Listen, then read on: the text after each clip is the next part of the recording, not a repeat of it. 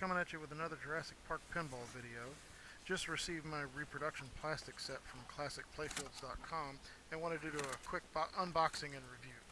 Also, I want to give a quick shout out to UPS for deciphering this blurry shipping label and getting my package to its destination. I don't know how they do it. I actually thought these were coming from California, didn't realize the CA meant Canada until I got the box, but they still got here pretty quick.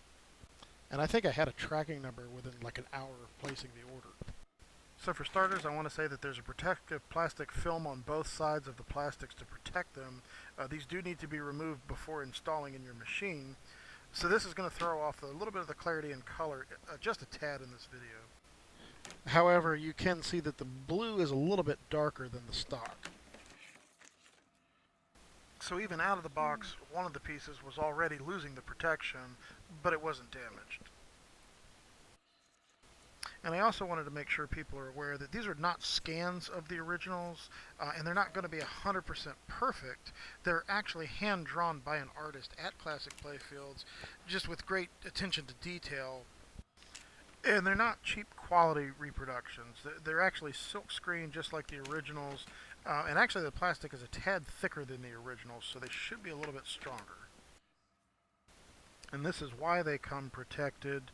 That mark is actually not on the plastic, it's just a scuff on the protective coating. Not only is this set complete, but it also comes with both the more common blue slingshots as well as the orange alternate slingshots, so you can use either one to match or change your layout. It even comes with the Data East and Jurassic Park keychain plastic.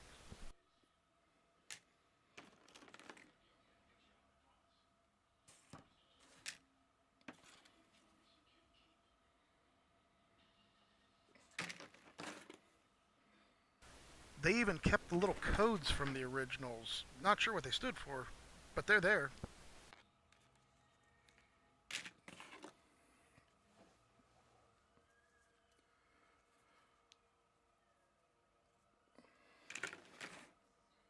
So I'm curious at this point how they fit and how they look side by side with the originals. Now, I didn't want to take the time to take my game apart and do a full install because I really only have one or two broken plastics, but here's a quick comparison of the stock reproduction on a few of the pieces.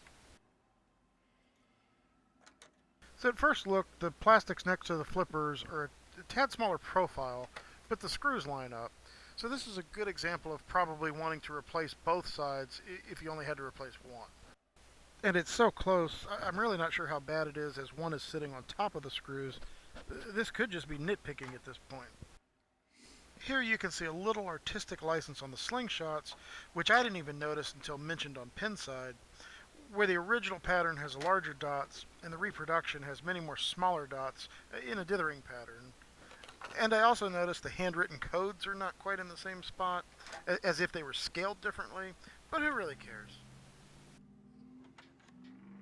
And here we have the Raptor Pit plastic, which has actually been improved in that the hole is now open and you can easily install and remove without having to disconnect the amber block light. Some have commented the original piece didn't have the white print, but as you can see, mine does here. And the last piece I spot checked is the shooter. Again, it appears just a tad smaller, and the screw hole is right at the edge of the plastic, so I'd be careful screwing that one down. Really, the subtle differences are only noticed side by side, so after a few rounds are played, I doubt you'll even remember, unless you're a poster child for OCD.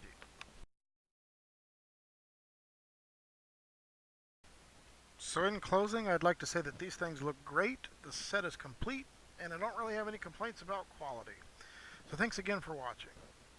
And as always, if you'd like to see more of my videos, click that like button, click that subscribe button. I've also started a Facebook group for Jurassic Park pinball owners and enthusiasts if you'd like to join. It's under Jurassic Park Pinball Owners.